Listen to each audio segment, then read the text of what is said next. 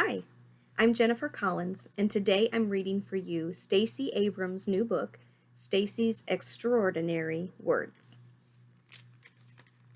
This book is also illustrated by Kit Thomas, and it has some amazing illustrations. Stacey loved words. She loved to read and write and say them. She adored fun words, long words, unusual words, words with wonderful histories and weird combinations. Whenever Stacey learned a new word, it was like making a new friend. First, she would find the dictionary. Then she would look up where the word had come from and learn its secrets. Did any of its letters hide and stay quiet, like the P in ptarmigan, a bird that lives in the cold northern regions? Or were they strong, like the I in bright? Next, she wrote the word in her special notebook of extraordinary words. She practiced how to arrange the letters just right, how to sound them out.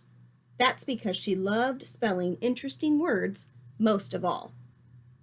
With her favorite words, she would try to remember their quirks, what made them special.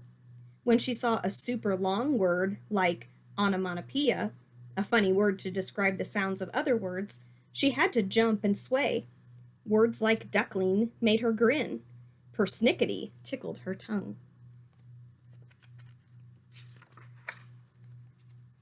Sometimes Stacey thought that words understood her better than people did.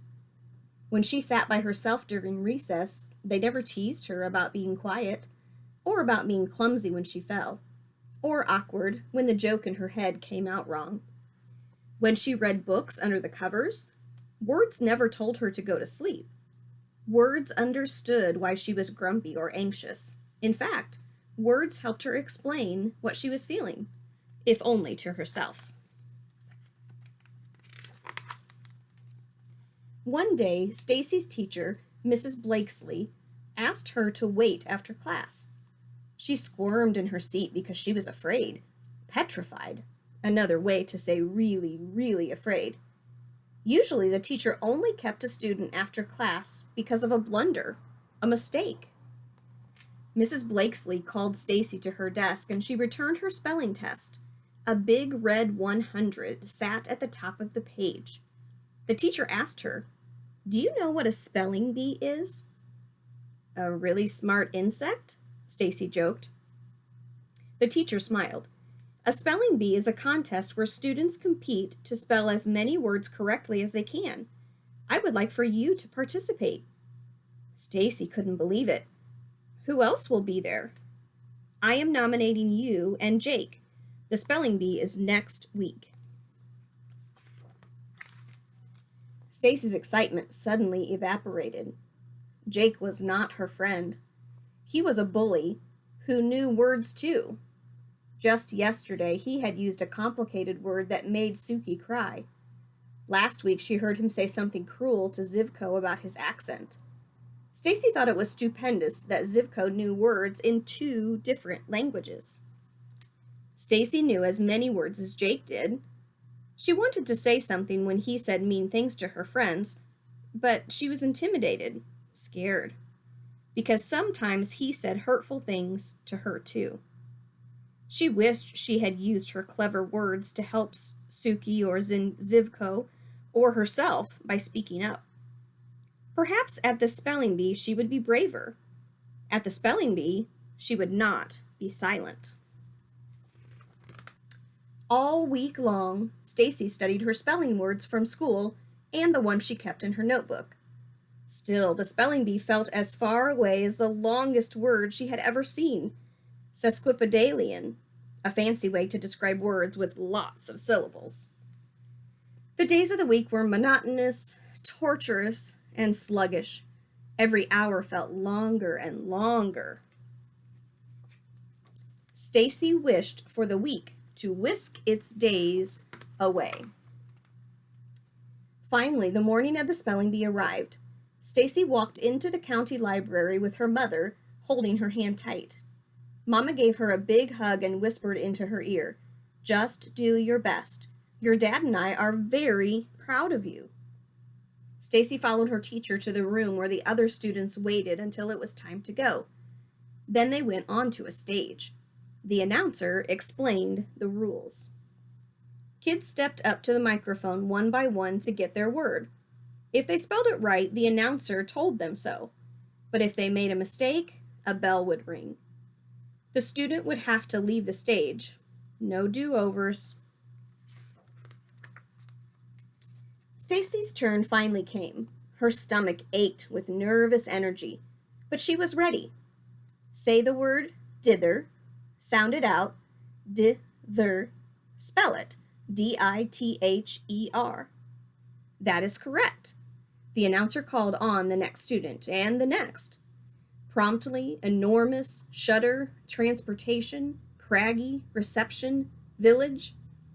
Finally, only 3 contestants remained. Stacey and Jake and a girl from another school. The girl went up to spell her word. Ding!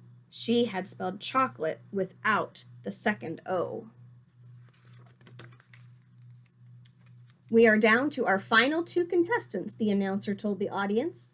Jake took a long time to spell accept. Stacey got squeezed, but she remembered the lost letters she adored, like Q and Z. Jake tackled clamoring. Stacey conquered disengage, then Jake defeated geometry. Stacey returned to the podium ready to do battle with her next word. She repeated it, she pronounced it, she spelled it. INSTANTANIOUS.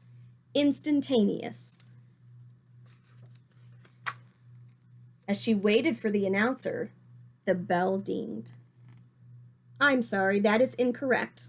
The proper spelling is... Stacey couldn't hear the rest of what he said.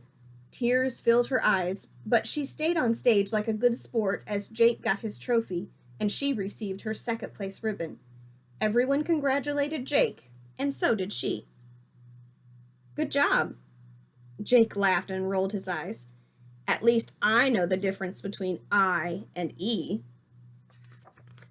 Stacey felt embarrassed, but she refused to let Jake make her cry. Well, I misspelled my word, but I do know how to be courteous. You should try it. She turned away and went to find her mom. If today were like one of the stories Stacey loved most, she would have won, and Jake would have learned that words were a gift that shouldn't be used to hurt people. But things didn't always happen that way in real life. Sometimes change was harder, and it didn't happen right away. Stacey felt a hand brush at her cheek. It opened her fist and smoothed out the ribbon. Mama? She put a butterscotch candy on top, Stacey's favorite kind. You okay? I lost. But you came so far, nearly to the very end. Not far enough. I got the letter wrong, and I didn't win. I failed. You only fail if you stop, her mother reminded her. I know there's a word for that. You know it too. Stacey thought about one of her favorite words, perseverance. Perseverance.